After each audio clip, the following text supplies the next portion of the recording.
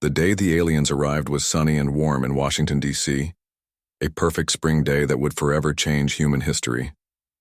The massive ship appeared suddenly, hovering over the National Mall. It was smooth and silver, shaped like a teardrop, and it made no sound at all. Greg Collins stood on the steps of the Lincoln Memorial, squinting up at the ship. As a former Marine turned diplomat, he had been chosen to make first contact. Next to him stood Dr. Lisa Howard, an expert in biology who specialized in theories about alien life. Neither of them felt ready for this moment, but they stood tall anyway. "Do you think they're friendly?" Lisa whispered, her hand shading her eyes from the sun. Greg shrugged. "Guess we'll find out soon enough." A beam of blue light shot down from the ship, touching the ground about 20 feet away from them. The air shimmered, and then 3 figures appeared. They were thin and tall, with gray-blue skin that looked almost transparent. Their heads were large with enormous black eyes, and they had 6 long fingers on each hand. They wore silvery suits that seemed to flow around them like water. The alien in the middle stepped forward. Its movements were slow and careful, as if it found Earth's gravity uncomfortable. "Greetings, humans of Earth. I am Ambassador Zixthrax of the Galactic Council. We come in peace and wish to establish diplomatic relations with your world." The alien's voice came from a small device on its chest, translating its high-pitched clicks and whistles into English. Greg stepped forward and bowed slightly. "Welcome to Earth, Ambassador. I'm Greg Collins, representing the United Nations of Earth. This is Dr. Lisa Howard, our leading xenobiologist." The aliens looked at each other, their large eyes blinking rapidly. "You move so quickly," said Zixthrax, "and with such force. Please, we must ask you to move more slowly. Our bodies are not accustomed to your world." Lisa nodded. "Of course, we'll be careful." The aliens were invited to the White House where world leaders had gathered for this historic meeting. The room was kept cool and the lights dimmed for the comfort of the visitors. The aliens moved slowly, seeming to struggle with Earth's gravity. During the meeting, Zixthrax explained that the Galactic Council had classified Earth as a Class 5 death world, a planet so hostile and dangerous that sentient life should not be able to evolve there. "Your gravity is crushing, your atmosphere contains toxic gases, your temperature ranges are extreme, your weather is violent, and your planet is teeming with predators," Zixthrax explained. "We are amazed that you not only survived but built a civilization." The human representatives looked at each other in confusion. To them, Earth was simply home. "Our scientists will want to study how you've adapted to such harsh conditions," another alien named Velox added. "Most species in the galaxy evolved on much gentler worlds." As the meeting progressed, refreshments were served. Greg reached for a crystal pitcher of water to pour a drink for the ambassadors. The handle was delicate, designed to match the aesthetic preferences of their visitors. "Let me help you with," Zixthrax began, but it was too late. The handle snapped off in Greg's hand. The pitcher toppled, spilling water across the table. The aliens jumped back, their movements suddenly quick despite the gravity. "I'm so sorry," Greg said, embarrassed. "I didn't realize it was so fragile." The alien stared at him, then at the broken handle, then back at him. "That crystal. On our world, it would take 3 adults to lift a pitcher of that size," Zixthrax said slowly. "You picked it up with one hand casually and broke it without effort." The room fell silent as the implications sank in. Later that day, the aliens requested a demonstration of human physical capabilities. A small gathering was arranged at a nearby gym. The aliens watched in silence as Greg did simple exercises, push-ups, pull-ups, lifting weights. To the humans, Greg was just an average man staying in decent shape. To the aliens, he was performing impossible feats of strength and endurance. On our homeworld, no one could lift their own body weight like that, Velox explained. "The strongest among us might manage to lift 1/10 of what you just did." Lisa demonstrated her abilities too, running on a treadmill at a moderate pace. The aliens were equally amazed by her stamina and speed. "You're not even among the strongest of your kind?" Zixthrax asked. Greg laughed. "Not even close. We have athletes who can lift hundreds of pounds over their heads. Runners who can go for hours without stopping. The aliens' translators couldn't quite capture their reaction, but their body language showed a mixture of awe and fear. That evening, the Galactic Council representatives met privately on their ship. The humans had provided them with data about Earth, its gravity, atmosphere, temperature ranges, and biological diversity. The aliens reviewed this information with growing concern. They evolved on a world with predators. One council scientist said, "Their entire history is shaped by survival against threats we can barely imagine. Their bones are dense as stone to us," another added. "Their muscles can generate forces that would tear our bodies apart, and they consider this normal." Ambassador Zixthrax looked out the viewport at the lights of the human city below. "The question before us is clear. Are these humans dangerous? Should they be quarantined from the rest of galactic society?" In the White House, a similar meeting was taking place. World leaders and scientists discussed what they had learned about galactic society. Thousands of species, millions of worlds, technology beyond human imagination. "They see us as strong," the president said. "But they have faster-than-light travel, energy weapons, and medical technology centuries ahead of ours." Lisa Howard spoke up. "They also seem vulnerable in ways we aren't. Their physical fragility might be common among most species. We could be the odd ones out." Greg nodded. "If that's true, we need to be careful not to frighten them. What's normal to us might seem terrifying to them." The next morning, the humans and aliens met again. Both sides approached each other with new perspectives. Zixthrax announced the Council's decision. "We wish to establish formal diplomatic relations with Earth. Your world is unique, and your people are remarkable. The Council believes there is much we can learn from each other." What the ambassador didn't say was that the Council was deeply divided. Some members saw humans as dangerous primitives who should be contained. Others saw potential allies with unique abilities. All agreed that humans were unlike any species they had encountered before. As the diplomatic talks continued, more alien representatives arrived. Each reacted with the same shock upon meeting humans and learning about Earth. Word spread throughout the galaxy about the strange Deathworlders who could break stone with their bare hands and run for hours without rest. Humanity had taken its first step into a much larger universe. No one, human or alien, could predict where this new relationship would lead. But one thing was certain: the galaxy would never be the same again. 6 months had passed since the aliens first landed on Earth. Humans and the Galactic Council had established regular communication and trade. A small alien embassy now stood in Washington, D.C., and a human embassy had been built on Centauri, Prime, the nearest Council world. Greg Collins sat in a meeting room at the United Nations, listening to Ambassador Zixthrax speak. The alien's voice sounded worried even through the translator. "The threat is called the Swarm," Zixthrax explained. "They are insect-like beings with a hive mind. They consume all resources on a planet before moving to the next. For 30 years they have been eating their way through the outer systems." Images appeared on the screen behind the ambassador. Massive bug-like creatures with sharp claws and armored bodies. Some walked on 6 legs, others flew with transparent wings. All had large jaws and compound eyes. "They have destroyed 17 inhabited worlds," Zixthrax continued. "The Council has tried to stop them with our military forces, but we have failed. The swarm keeps advancing toward our core worlds." "Why are you telling us this?" asked the Secretary General of the UN. "Earth has no space military. We barely have the technology to reach your nearest outpost." Zixthrax's large eyes blinked, slowly.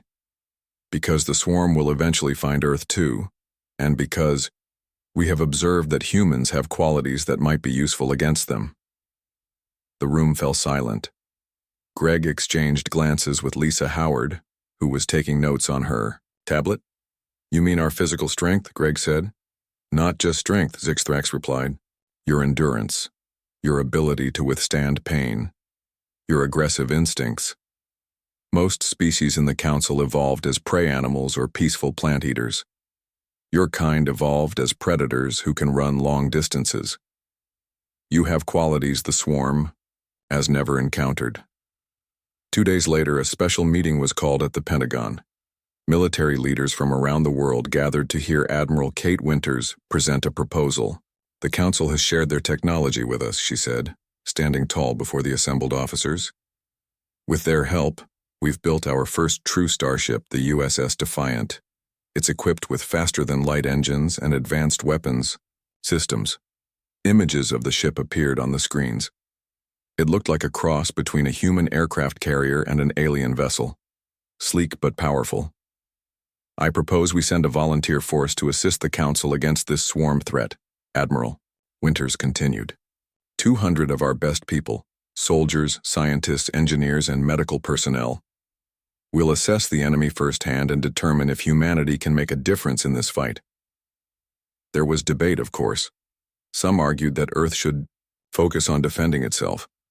Others saw an opportunity to gain more alien technology by helping the Council. In the end, the decision was made to send the expedition. 3 weeks later, Greg Collins stood in the launch bay of the USS Defiant. He had been selected as the diplomatic officer for the mission. Around him, crew members were saying goodbye to their families. There were tears and hugs, but also determination on every face. Captain Alan Rivera walked up to Greg. He was a tall man with dark hair and serious eyes. "Ready for this, Collins?" Greg nodded. "As ready as anyone can be to fight alien bugs across the galaxy." Lisa Howard joined them, carrying her medical kit. She had volunteered as the chief xenobiologist. "The Council representatives are already aboard. They seem nervous about this mission." "They're always nervous around us," Greg replied with a small smile. The ship departed Earth the next day. 3 alien advisors traveled with them: Zixthrax, Velox, and a military expert named Kral. The journey to the edge of Council space would take 2 weeks, using the faster-than-light drive. During that time, the humans trained hard. They studied the swarm's tactics and practiced with the new weapons the Council had provided. The aliens watched these training sessions with a mixture of hope and horror. "Your people seem eager to fight," Kral said to Captain Rivera one day. "Our soldiers require extensive psychological preparation before battle. Many suffer lasting trauma afterward." Rivera shrugged. "We don't want war, but when it comes, we face it. It's been that way throughout our history." "Perhaps that is why you survived your death world," Kral replied quietly. The Defiant reached Proxima Centauri, where a small Council colony had been evacuated due to swarm scouts in the area. The plan was simple: observe the enemy from orbit, perhaps capture a specimen for study and report back to Earth and the Council. But things changed when they detected distress signals from the surface. A group of Council scientists had been left behind during the evacuation. "We need to rescue them," Captain Rivera said during the emergency meeting. "That wasn't our mission," Velox protested. "We should call for Council reinforcements." "They'll be dead by then," Greg argued. "We can't just leave them down there." In the end, Captain Rivera made the decision. "We're going in. Prepare a rescue team." 20 humans suited up for the mission, led by Security Chief Darnell Jackson, a former Army Ranger with steady hands and a calm voice. Greg volunteered to join them, along with Communications Specialist Olivia Grant, who could translate the scientist's language. The aliens were shocked by this decision. "You're sending only 20 people? Against swarm scouts?" Kral asked in disbelief. "How many would you send?" Rivera asked. "At least 500, Kral replied. "And we would expect to lose half of them." Rivera smiled. "Watch and learn." The rescue team took 2 shuttles down to the surface. The colony was built inside a small mountain, with structures of metal and glass now partially destroyed. Swarm scouts had made a nest nearby, about 30 of the smaller worker-type creatures. Jackson split the team into 3 groups. They would approach from different directions, using the colony's abandoned vehicles and equipment as cover. "Remember, primary mission is to find survivors," Jackson told them over the comm. "Secondary is to gather intel on these bugs. Try to take one alive if possible." As they moved into position, Greg felt his heart racing. The swarm creatures were bigger in person, each one the size of a large dog, with armored shells and sharp mandibles. They moved quickly, communicating with clicks and high-pitched sounds. "On my mark," Jackson said. 3, 2, 1, go. The humans attacked with precision. Their weapons fired energy pulses that could penetrate the creature's armor. The swarm scouts were fast, but the humans had trained for this. They moved as a unit, covering each other, never staying still long enough to become easy targets. From orbit, the aliens watched the battle through the team's helmet cameras. They couldn't believe what they were seeing. "They're not retreating," Zixthrax said in amazement. "The swarm scouts are twice their size and they're fighting them directly." Captain Rivera nodded. "That's what humans do." The rescue team reached the science facility and found 3 survivors hiding in a secure room. As they prepared to extract, a larger group of swarm creatures attacked from the east. "We've got at least 50 hostiles incoming," Jackson reported, requesting immediate extraction. The shuttle pilots couldn't land safely with so many swarm creatures in the area. The team would have to fight their way to a new landing zone. "We can do this," Greg said, checking his weapon. "Let's move." And so the real test of humanity against the swarm began. No one on the Defiant could predict what would happen next, but one thing was certain. The galaxy was about to learn what humans from a death world were truly capable of. The swarm creatures surrounded the human rescue team. There were at least 50 of them now, their hard shells gleaming in the alien sunlight. They clicked and hissed as they moved closer. "Form a circle around the scientists," Security Chief Darnell Jackson ordered. His voice was calm, even as the danger grew. "Grant, call the shuttle for a new pickup point. Everyone else, conserve your ammo. Aim for their eyes or joints." The team moved quickly, creating a protective ring around the 3 alien scientists they had rescued. The Council aliens were shaking with fear, their thin bodies hunched low to the ground. "They will kill us all," one of the scientists whispered. "No one survives a swarm attack of this size." Greg Collins checked his weapon and smiled at the frightened alien. "First time for everything." The swarm attacked from all sides at once. The creatures moved fast, scuttling on 6 legs or leaping through the air. The humans fired their weapons with careful precision. Each shot was aimed at a vulnerable spot, the junction between armor plates, the soft tissue around the eyes, the thin wings of the flying ones.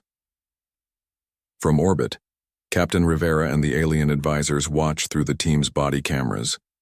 The aliens were stunned by what they saw. "They're not panicking," Zixthrax said in amazement. "They're fighting methodically. Look at how they protect each other." On the screen, they saw Olivia Grant shoot a swarm creature that was about to attack Jackson from behind. In the same moment, Jackson killed one that had lunged at her. The humans moved as if they could sense danger before it arrived. "They're communicating with minimal words," Kral noted. "Short phrases, hand signals. It's as if they can read each other's thoughts." "Years of training," Rivera explained, "and instinct." The battle continued for 20 minutes. The humans were tiring, but they didn't break formation. When one team member ran out of ammunition, they switched to physical weapons, combat knives or improvised clubs made from broken equipment. The aliens were even more shocked by this. The sight of a human physically striking a swarm creature, an act that would be suicide for any council species, was almost too much to believe. "Their endurance is remarkable," Vilok said. "Any of our soldiers would have collapsed from exhaustion by now." Finally, Greg spotted a clearing about half a mile away. "There, we can make a run for it and have the shuttle pick us up there." "It's too far," one of the alien scientists protested. "We cannot run that distance." Jackson made a quick decision. "Collins, Grant, each of you carry one of the scientists. Martinez, you take the third. The rest of us will provide cover fire." Without hesitation, Greg scooped up one of the aliens. The creature was surprisingly light in Earth's gravity.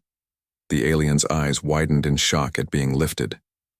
"Hold on tight," Greg told it. The team moved in formation toward the clearing. Those with functioning weapons fired at any swarm creature that got too close. The others ran while carrying the aliens or helped wounded teammates. When they reached the clearing, the shuttle was already descending.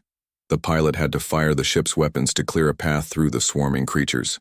"Everyone on board," Jackson shouted as the shuttle touched down.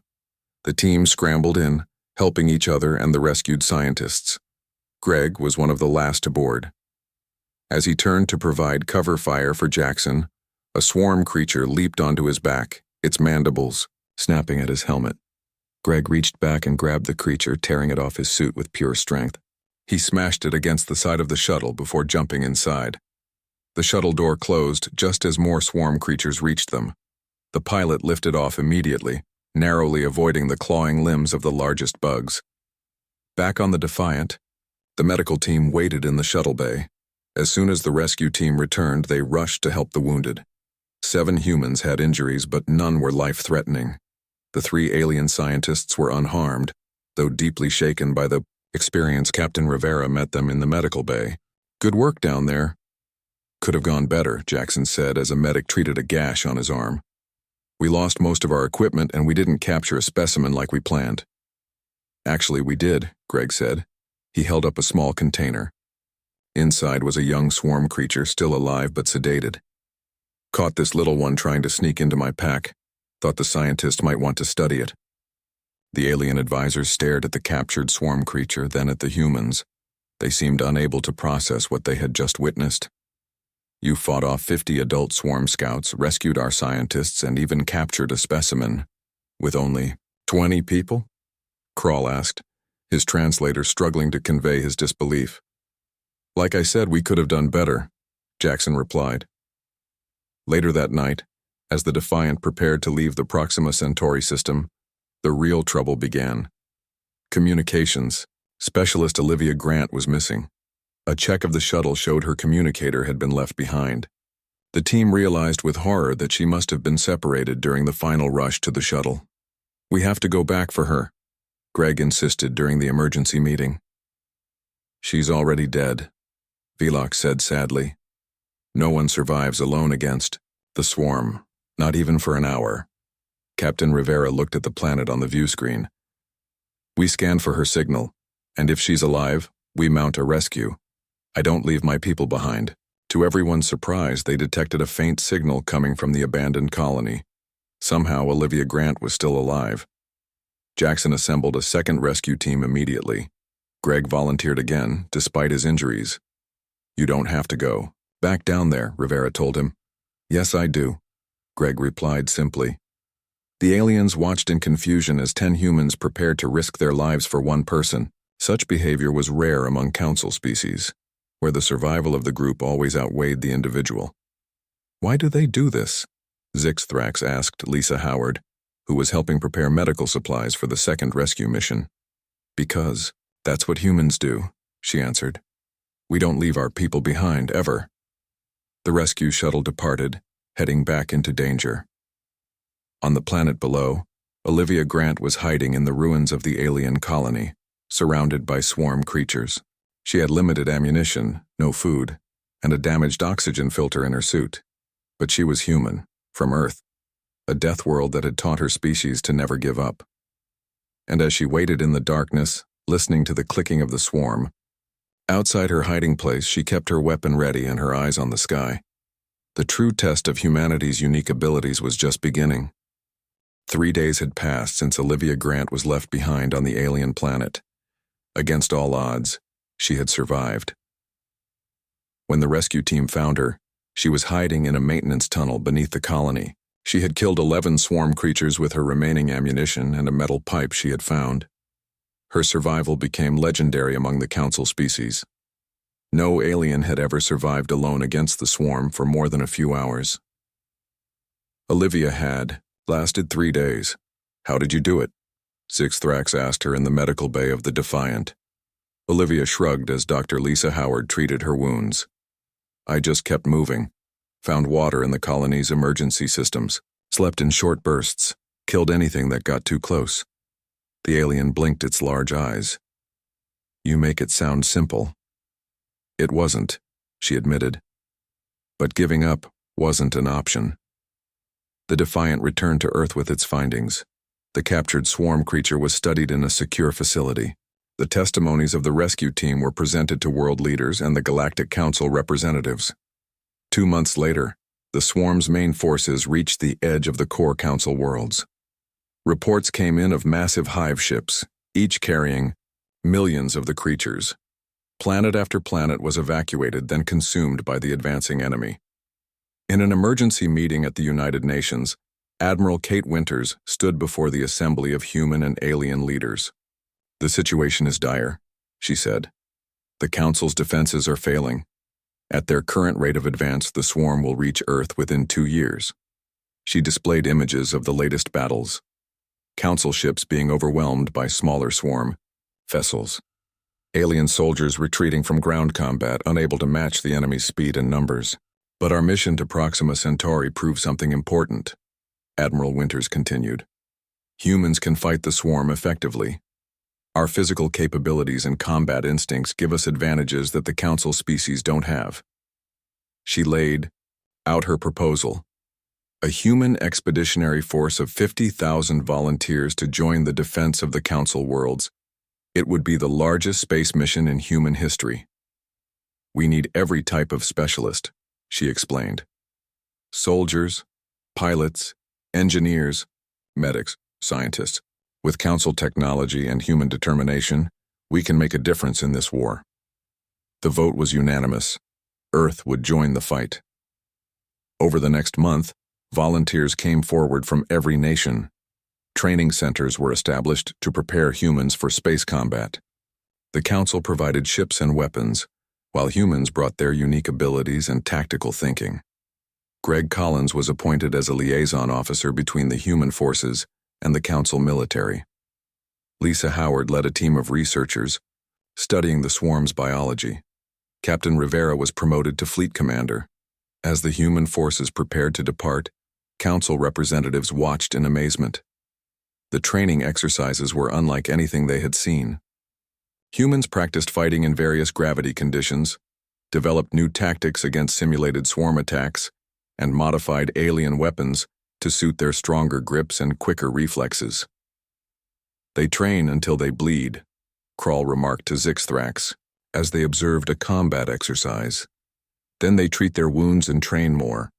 It's not just their physical strength that makes them different," Zixthrax replied. "It's their mindset. They see obstacles as challenges to overcome, not warnings to retreat." The first battle involving the human forces took place at Rigel, a star system with 3 inhabited planets. The swarm had already taken the outermost planet and was advancing on the second. A combined fleet of Council and human ships engaged the swarm vessels in orbit. On the ground, mixed units of aliens and humans fought to evacuate civilians and hold strategic positions. The Council commanders had initially been reluctant to put humans in leadership roles. But when all other squad leaders retreated from a critical sector, Colonel Eric Martinez and his human team held their position. They not only defended their area but pushed the swarm back, securing an evacuation route that saved thousands of civilians. After the Battle of Rigel, attitudes changed. Human officers were given more authority in planning operations. Colonel Martinez was promoted to coordinate the entire defense strategy for the next 3 systems in the swarm's path. Martinez introduced concepts that were foreign to the Council military. "We need to fight smarter, not just with better technology," he explained during a strategy meeting. "Guerrilla tactics. Hit the enemy where they're weak, then disappear before they can respond. We need to disrupt their hive mind communication with targeted electronic warfare. And sometimes, we need high-risk operations to take out their command nodes." Some Council generals objected to his plans. "These tactics will result in casualties," one argued. "Yes," Martinez agreed. "But far fewer than if we continue with conventional battles that we keep losing." His strategies were approved, and human-led forces began conducting strikes against swarm supply lines and smaller hive clusters. The results were immediate. For the first time, the swarm's advance slowed. Meanwhile, in a research station orbiting Saturn, Dr. Samantha Powell made a critical discovery. She had been studying how the swarm's biological weapons affected different species. "Human immune systems react differently," she explained to Lisa Howard during a video call. "Our bodies adapt to the swarm's toxins much faster than any Council species. With the right modifications, we might be able to develop a counteragent. The process would be dangerous. Someone would need to be exposed to diluted versions of the toxin to generate the right antibodies." Without hesitation, Dr. Powell volunteered herself. It has to be me, she told the Oversight Committee. I know exactly what to look for and how to process the results. And if something goes wrong, I'd rather it happen to me than to someone else. The council representatives were shocked by her willingness to risk her life. In their culture, scientists were protected at all costs. Back on the front lines, engineer Ben Ramirez worked with a team of human and alien technicians to develop new combat equipment. His greatest creation was the Thunder Suit, powered armor that amplified human strength and speed. The suits work with our natural abilities, he explained as test pilots demonstrated the technology. They don't replace human instinct and skill. They enhance them. In the first deployment of Thunder Suits, 20 human soldiers in the new armor managed to defeat a swarm force 5 times their size. They moved faster than the eye could follow, their enhanced strength allowing them to tear through the creature's armor with special melee weapons. Word spread through the council worlds about the human warriors. Stories were told of their incredible endurance, their willingness to face impossible odds, and their strange ability to find hope in the darkest situations. For the first time since the swarm appeared, the galaxy dared to believe that survival might be possible. The tide of the war was beginning to turn, all because of the Deathworlders from Earth, humans who had evolved on a planet so harsh that it had prepared them for this very moment. But the final test still lay ahead. The swarm's main hive cluster was moving toward the Arcturus system, where the Council's largest civilian population lived. If Arcturus fell, the heart of galactic civilization would be next. The combined human-alien fleet gathered for what might be the decisive battle of the war. And at the center of their plans was a strategy so bold and dangerous that only humans could have conceived it, or dared to attempt it. The combined fleet gathered at the edge of the Arcturus system. Over 500 Council ships formed a defensive line. Among them were 30 Earth vessels, smaller than the alien ships but heavily modified for combat. Captain Valerie Rodriguez stood on the bridge of the flagship, the USS Defiant II. It was larger than the original Defiant, built specifically for this war. Around her, human and alien crew members worked at their stations. The swarm will be here in 6 hours, said her first officer, Commander Ryan Ellis. Their main hive cluster, 15 queen ships and at least 1,000 warrior vessels. Valerie nodded. Is Major Peterson's team ready? Yes, Captain. All 20 strike teams are prepared. On the lower decks of the ship, Major Jack Peterson checked his Thunder Suit one last time. Around him, 200 human soldiers did the same. They were the best of the best. Special Forces operators from Earth, now trained for space combat. Alien officer named Telex watched them with a mixture of admiration and concern. You understand that this mission has a very low survival probability? Jack smiled as he picked up his helmet. We're not planning on dying today. But boarding the swarm queen ships, no one has ever done this successfully. Then we'll be the first, Jack replied. The plan was unlike anything the Council had ever attempted. While the main fleet engaged the swarm in a conventional battle, the human strike teams would launch directly at the queen ships in specially designed assault craft.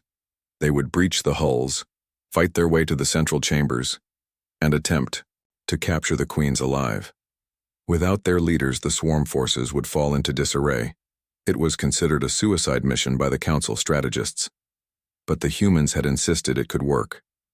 Admiral Kate Winters addressed the fleet from her command center. Her face appeared on screens throughout all ships. Today we face the greatest threat our galaxy has ever known, she said. The swarm has consumed dozens of worlds. They have killed billions. They thought nothing could stop them. She paused, her expression determined. They never met humans before. We come from a world that tried to kill us every day of our evolution.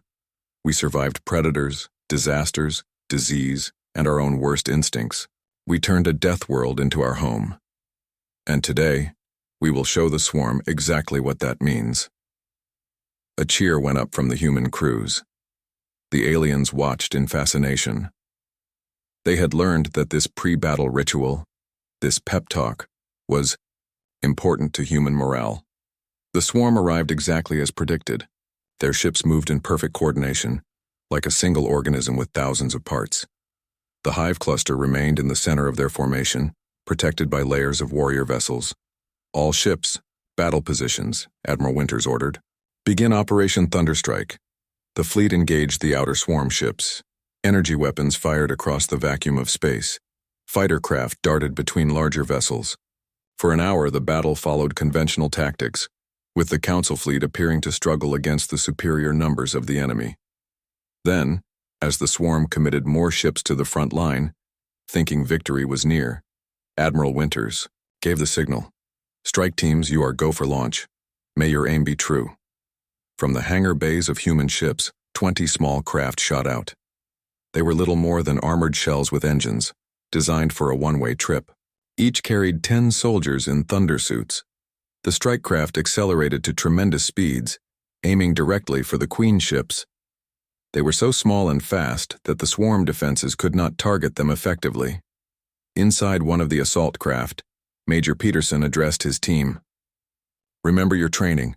We move fast, we hit hard, we stay together. Our target is Queen Ship 5. Their craft slammed into the hull of the massive hive vessel. Special charges detonated, creating a breach just large enough for the team to enter. They moved in quickly, securing the area before the swarm could respond. The inside of the Queen ship was unlike anything they had seen. Organic and mechanical parts blended together in strange ways. The corridors were filled with a thick, warm air that smelled like rotting plants. Keep your filters on, Peterson ordered. Their atmosphere is toxic to us. They encountered resistance, immediately. Warrior drones, each the size of a small car, attacked from side passages. The thunder suits allowed the humans to match the creature's strength. They fought with energy weapons, and when those were depleted, with special vibro blades designed to cut through swarm armor. Similar scenes played out across all 20 Queen ships as the human strike teams fought their way toward the central chambers. Some teams encountered heavier resistance than others. Not all would reach their targets. Outside, the main battle continued. The Council fleet was taking heavy losses, but they held their positions, keeping the swarm occupied while the strike teams did their work. On Queen Ship 5, Peterson's team reached the central chamber after 30 minutes of intense fighting. 6 of his original 10 soldiers remained. They had suffered injuries but kept moving, their suits compensating for damage and injecting pain suppressants when needed. The Queen's chamber was enormous, with a ceiling that disappeared into darkness. Above, in the center sat the Queen, a monstrous creature 3 times the size of the warrior drones. Unlike the mindless soldiers, her eyes showed intelligence and fury as the humans entered. Capture nets ready, Peterson ordered. Remember, we need her alive. The Queen screeched, a sound so powerful it made their suits' audio systems crackle. More drones poured in from other entrances, forming a protective ring around their leader. Ellis Franco, left flank. Martinez and Chen with me up the middle. Nguyen, cover our backs, Peterson directed. They moved with perfect coordination, using their suits' enhanced abilities to leap over drones, slide under attacks, and absorb impacts that would kill unprotected humans. Each team member knew exactly what to do without detailed instructions, another human quality that baffled the swarm. In a perfectly executed maneuver, they broke through the defensive line. Peterson fired the capture net, specially designed to block the Queen's mental commands. It enveloped the massive creature, delivering sedatives through micro-injectors. Queen secured, he reported over the comm. Beginning extraction. Throughout the hive cluster, 4 other teams also captured their target queens. The remaining teams either destroyed their targets or failed to reach them. The effect on the swarm was immediate and dramatic. Without the Queen's coordination, the warrior ships began to move erratically. Some turned on each other, while others retreated in random directions. The hive mind that had made them so formidable was shattered. All strike teams, report status, Admiral Winters called. One by one, the teams responded. Out of 20 teams, 12 had succeeded in their missions. 8 had been lost. The human casualties were high, but the victory was undeniable. 3 months later, representatives from every council world gathered on their capital planet to honor the heroes who had saved the galaxy.